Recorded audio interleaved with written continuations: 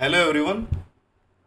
Science is the growth engine in the development story of any country, and this engine cannot run or move without a proper fuel of the timely and adequate procurement in that particular country. By this, I would like to show you the importance of the procurement in scientific institution in the growth story of any nation. When the timely procurement happen in the science institution of that particular country, the science get support, it get enriched, it get enabled in converting their ideas from ideas to reality, and the particular country can grow. Today, as you understand that technology is driving the world, the country whoever are the leader in scientific innovation and discoveries, they are the masters, and they will lead the world. So with this, I would like to start our today's topic, that what are the scientific institution in India, how they procure, and why it is important to provide them timely procurement and the funding.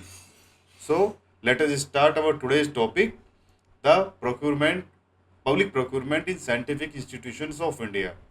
Let is. The structure of presentation is regarding the public procurement in scientific institutions of India. Certainly, these institutions are very important in the growth story of any nations, and how they procure we will understand in this presentation. I am Dinesh Kumar. I am 26 plus year of experience in this field. The structure of this presentation is like that. What is the importance of public procurement in scientific institutions? What are those scientific institutions in India? Main institutions we will discuss. What is the regulatory framework through which these institutions they make procurement? What are the different mode of procurement we will understand here for these institutions? What type of item they procure? What is the nature of those goods and services?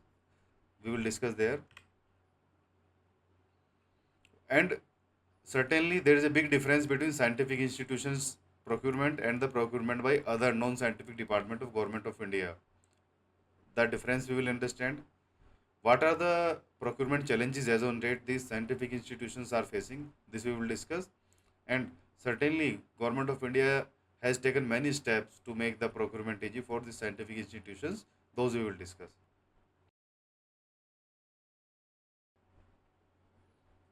Procurement, it is the very basic fundamental activity of mankind, and it is an end-to-end process of acquiring goods and service.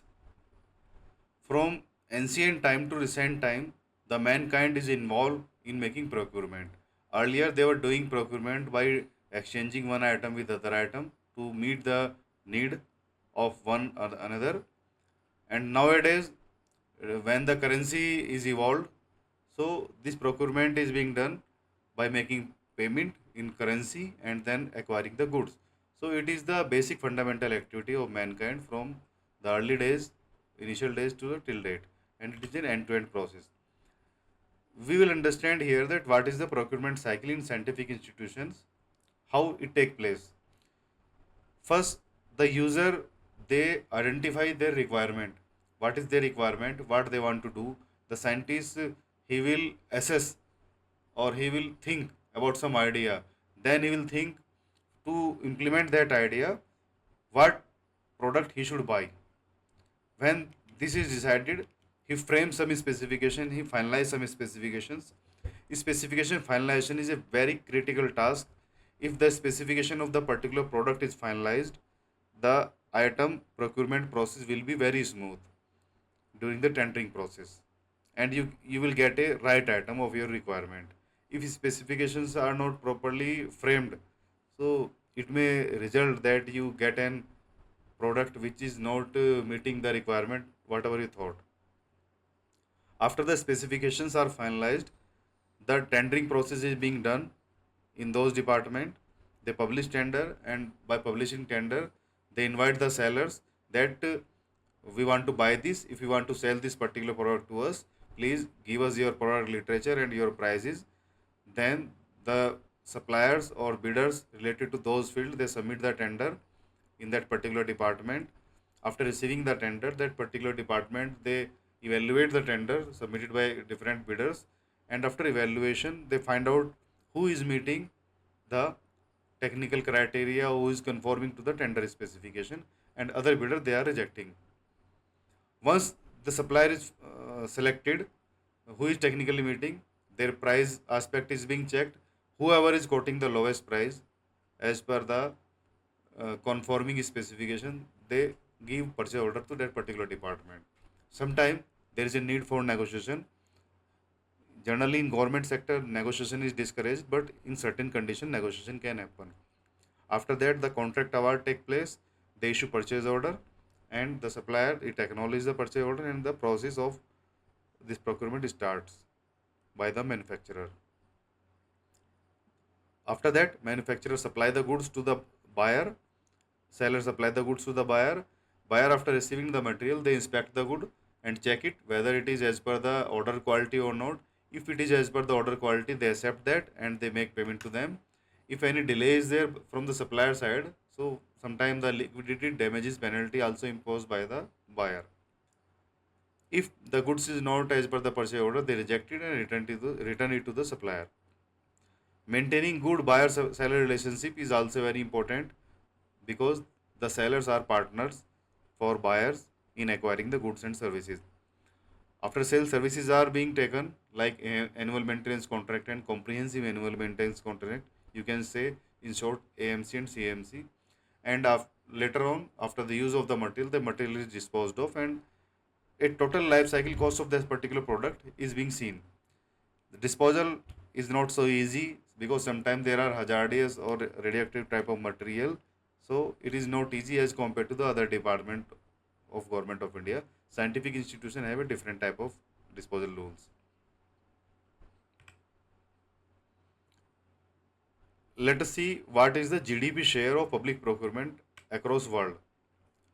A study is there, a data is there from the World Bank, that the 13 to 20% of the world GDP is being spent on the public procurement. So by this you can understand how much value of GDP is spent on public procurement. You can just have an idea. In India also, approximate 20% of the value is spent on public procurement. Definitely, scientific institution may have a different share. So whatever the data available on public procurement, so I am showing according to that. No specific data about the scientific institutions percentage within this public procurement percentage is available as on date. And just see, this much of considerable amount is being spent through the public procurement of the budget of the GDP, but still there is no procurement law in India. You may have questions that why though there is no procurement law. I have made separate video that why there is no procurement law in India. Just refer that. I will mention the link in description. Government is having a GEM portal, Government e-market portal. All the government buyers of central government, they are mandatorily need to buy the items, goods, service through that portal when the same is available on GEM portal. After the inception of GEM till date, within these 8 years, 15 lakh 35,800 crore worth of business has took place through the GEM portal. This shows the importance and the magnitude of the procurement through the GEM portal. Just an idea for you.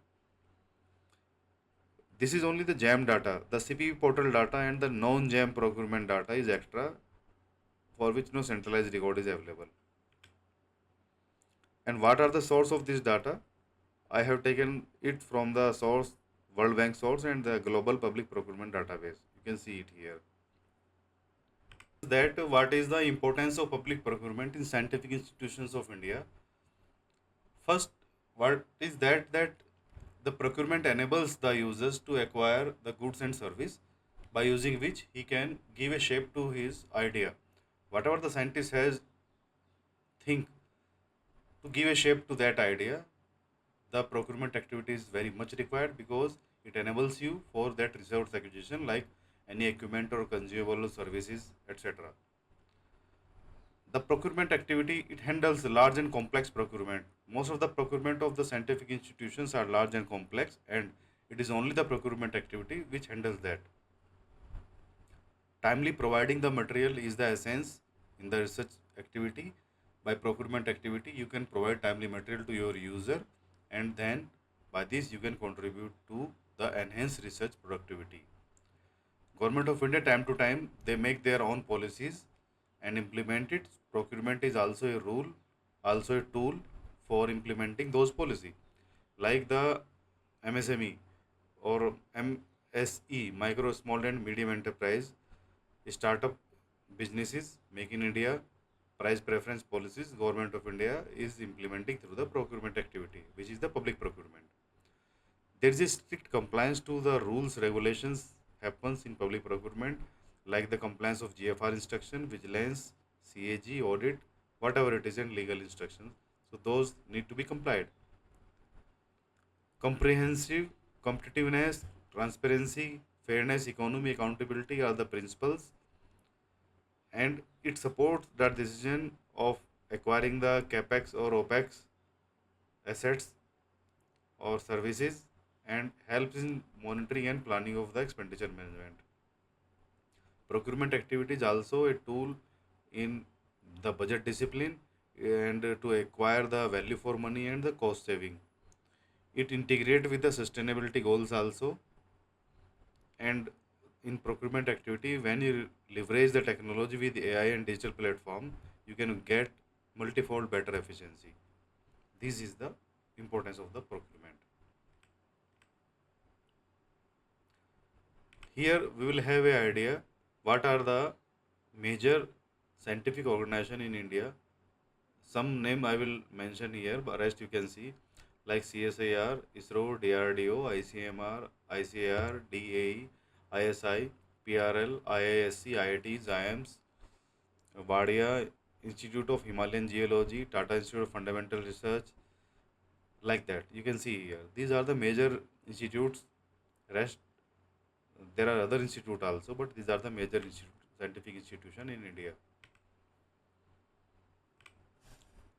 As regard the regulatory framework, these institutes they make their procurement under a regulatory framework, wherein first the JAM comes.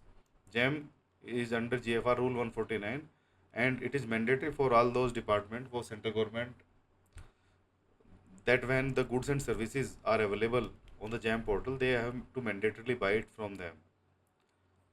GFR rules are issued by the Ministry of Finance, Department of Expenditure, Procurement Policy Division.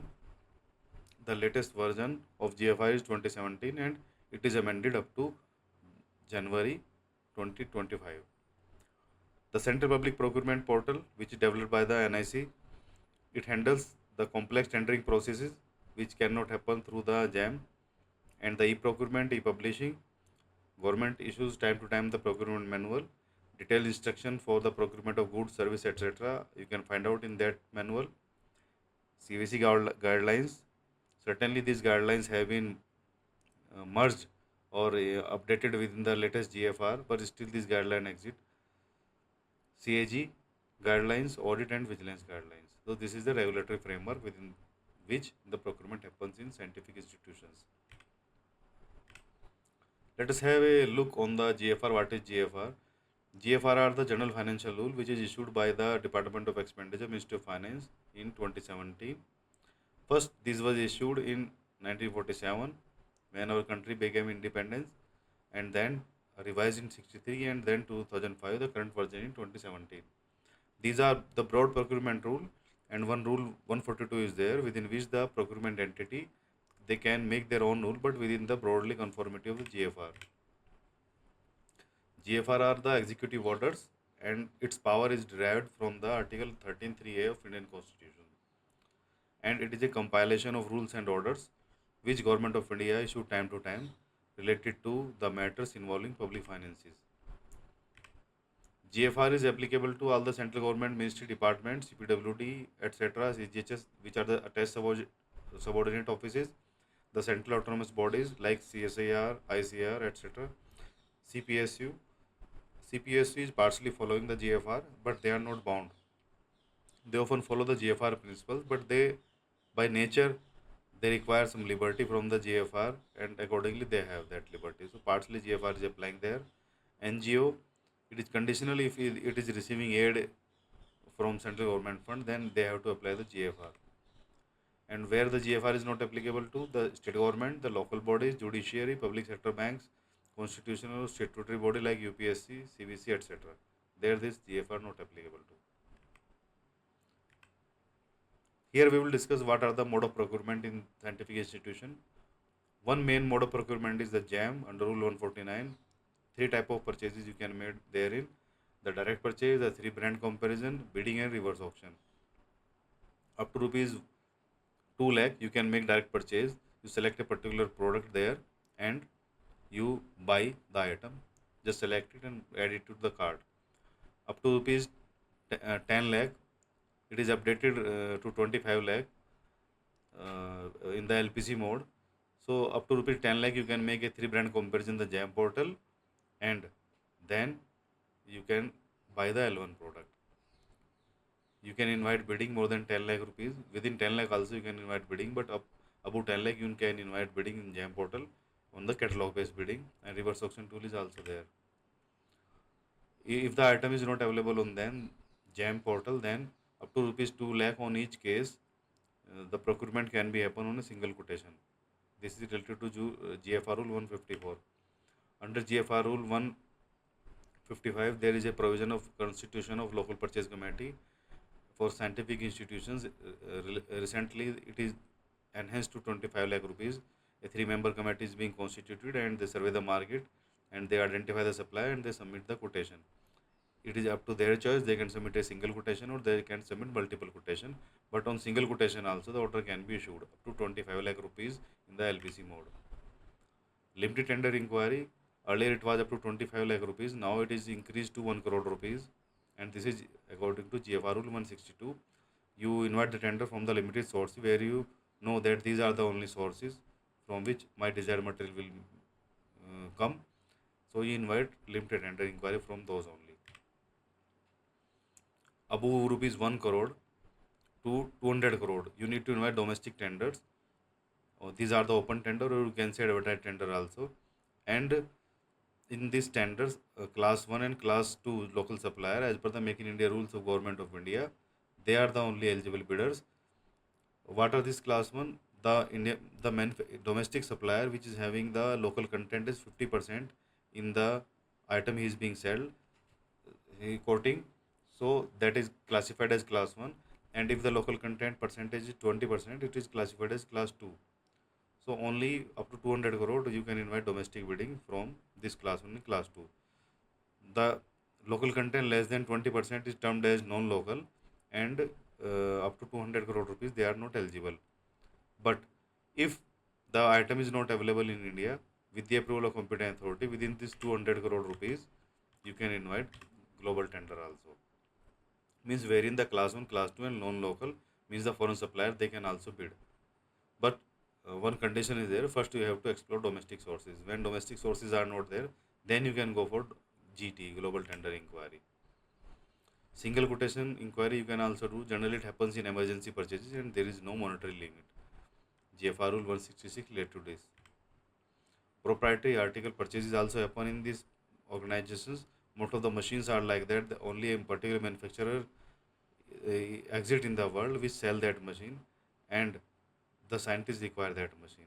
So such purchases beyond any value are provisioned in the PSC mode of procurement.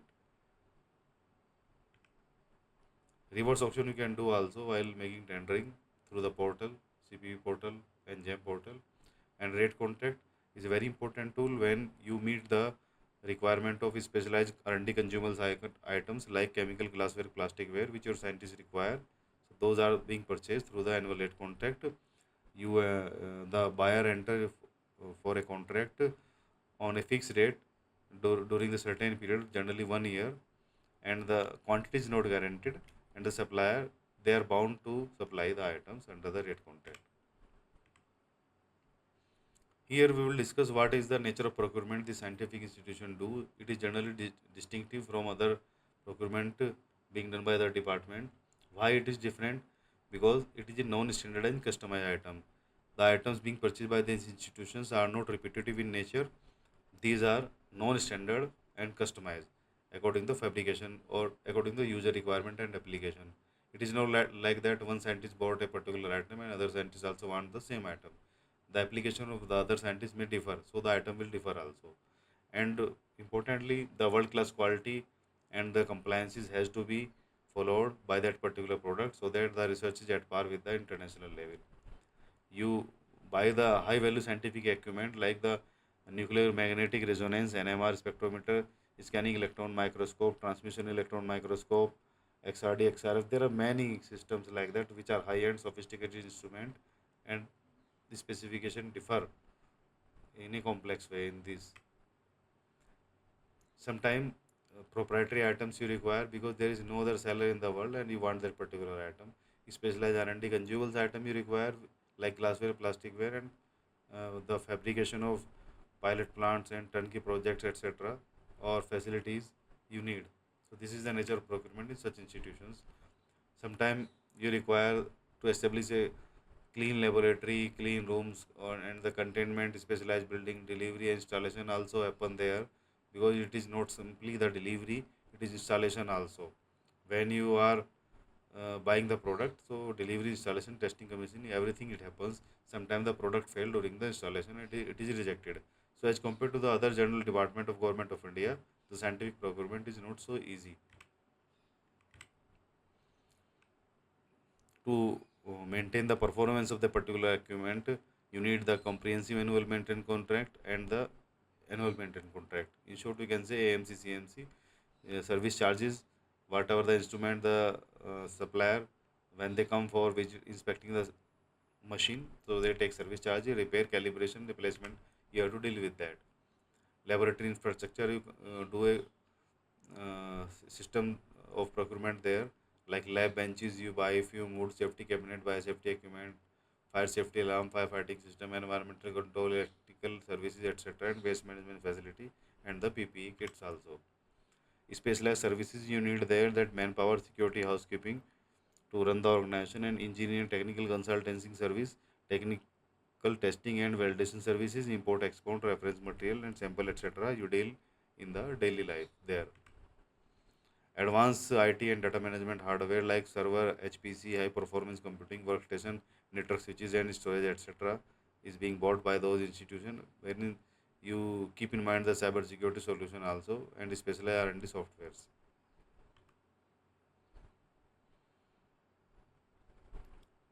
Now we will see what is the risk management in scientific procurement. There is a high degree of technical risk that whatever the equipment you buy, it will perform according to your requirement or not. Here the role of specifications comes. If you framed your specification in a proper way, definitely the equipment will work. So this uncertainty is also there and always there. Sometimes it happens that you are having a doubt whether with the existing system the item being procured will work or not. This technical risk is also there, and delivery risk is also there, that you need a particular product by a particular time, but you are depend on the seller. Sometimes he may delay, so there will be chances that the delivery of material come after the deadline of your project. Financial risk, cost can overrun because it generally deal with the foreign currency fluctuation, so your cost can overrun. Compliance risk, while making the procurement, there is a high degree of compliance has to be maintained from the angle of CVC, CAG, audit, vigilance, etc. Operational risk, the machine or equipment has to be in operation. The uptime should be high, calibration intervals, and after sales service support required. Here we will see that what is the difference between the scientific procurement and the general procurement. If you see from the nature of goods, the scientific equipment are specialized in nature, while the other, these are the general goods like furniture, office vehicles, IT, stationery, etc. Specification framing is very highly technical and functional based in the scientific institutions, but in the non-scientific institutions, it is very generic and already standardized products are available.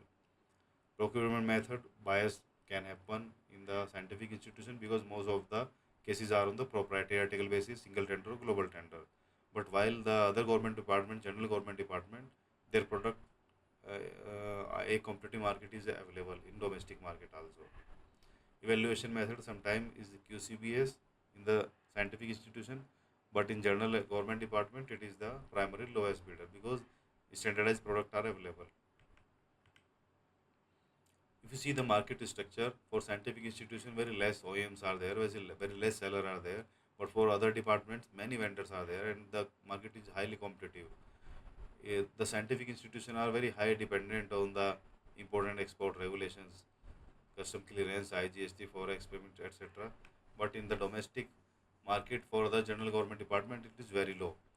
Payment term generally made in the forex through the letter of credit, wire transfer, etc. And sometimes the advance payment is asked by the supplier who hold the proprietary right that the procurement official has to do.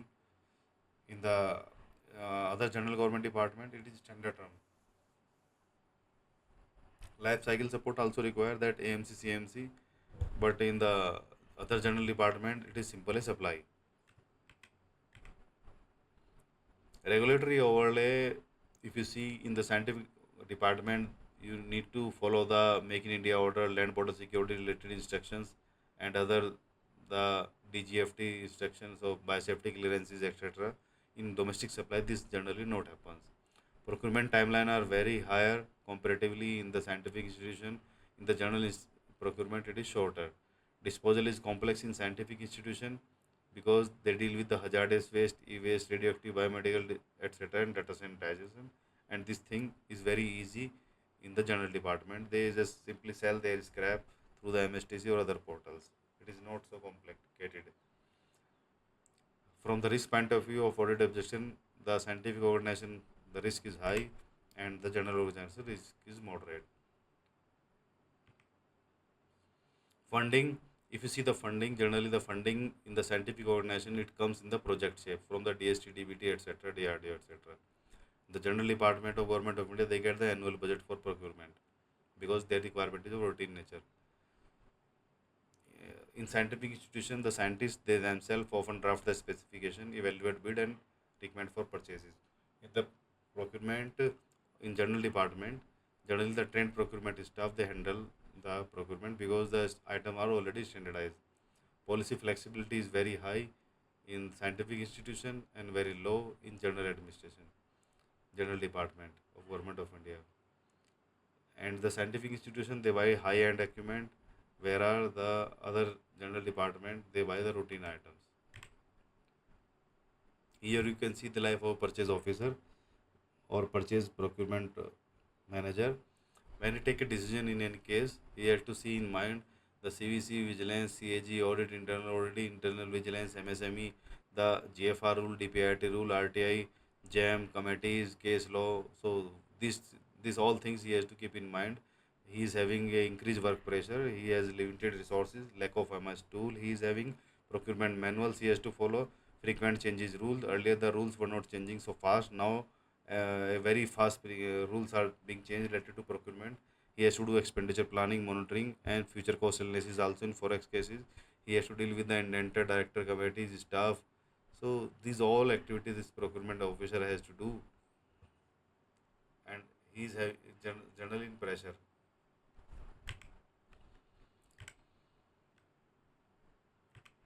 Here we will see what are the challenges in the public procurement in scientific institution.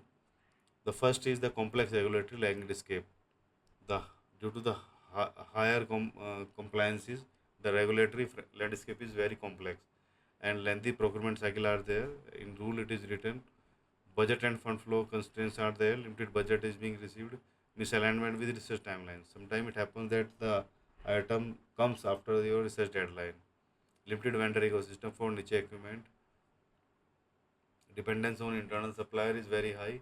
Import export controlled, etc. is very high. Domestic content versus availability you need to see that the other department they don't see.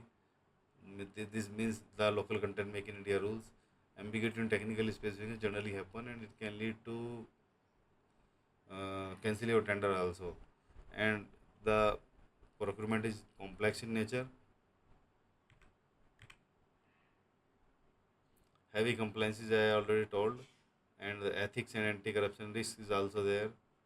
Life cycle cost assessment you do there, taxation and pricing complexity, and data-driven reporting happens. IP, data security, and DNA concerns are there. Dependency on internal supply chain is there. Contract management challenges, vendor pre-qualification, capacity building gap in procurement is in the team. So these are the challenges in the scientific institution. Now we will see that how we can make the procurement easy in scientific institution. First is age contract. What is the problem that as on date in GFR there is no rule related to the rate contract. Earlier it was there. So generally the specialized scientific items like chemical, glassware, plasticware, they require by the scientists or the laboratory, and they are of fixed price, fixed duration. So what we suggest that the jam should have the functionality of rate contract, wherein the specialized seller of these items, they can upload their rate contract, and the buyer side, they can buy those items from there. As on date this problem is there. Now what is being happening that when the item is available on jam, you need to search through that, and when you find out a item is there, so sometimes it is small value. So small value multiple orders happens nowadays. Suppose there are 10 line item in a particular requirement, so in you there will be situations that you need to issue 10 orders. It is time consuming because 10 order will be there, so 10 crack will be generated and 10 bill will be passed, and each activity is taking its own full time. For whatever item jam not available on jam, so for that a jam non availability report should be provided by the jam portal. For local content issue may be rationalized for this specialized R&D consumable items, and jam non availability report function should be available to them. Now we will see how to easy of doing procurement in scientific institution. For global tender inquiry, we should maintain a centralized list of items which are not available or manufactured in India with adequate local content. And when such item is there, then direct GT invitation should be there. So this will save the time of inviting domestic tenders or exploring domestic market. Jam regarding jam bid creation when the category exit, due to the rule that whatever category available on jam, so you have to publish bid in that particular category. But when you are going to publish the bid in that particular category, jam portal is enforcing you to select its pre-decided specification, but your scientists don't want that specification because it will become a part of bid being mandated from jam portal, so it creates a problem there. So jam should see this aspect also. The option should be given to the buyer to choose those parameters or not. It should not be mandatory. Delegation of power should be there to reduce multi-layer sign-off, and most of the processes should be standardized and documentation should happen for that. Public procurement rules may be simplified. Land board related rules should be also be simplified. Here we will see what are some of the government of India good initiative which they taken to make the scientific procurement easy in this institution. One is that up to rupee 50 lakh, you need not to see the local content. Earlier it was 5 lakh rupees. So now this limit has increased and it is very good. Many things will be easy due to this. Global tender inquiry up to rupees 200 crore with the approval of your head of institute or the director, you can invite global tender also. For earlier it was going to the secretary of that particular department. And regarding the direct purchase up to rupees 2 lakh, now you can make direct purchase for each case on each occasion. And through the LPC mode, the limit is increased to 25 lakh rupees, limited tender limit, and is increased up to 1 crore and open tender above 1 crore. So these are the good. I hope you like this presentation. If you have any query or clarification about this topic, you can put your comment in the comment box or you can give us an email. And if you are interested in any particular topic and you want us to make video on that, please let me know. We will try to make video on that. Kindly do subscribe and share the channel if you feel you get the required adequate information and good information on this channel. Thank you for watching the video.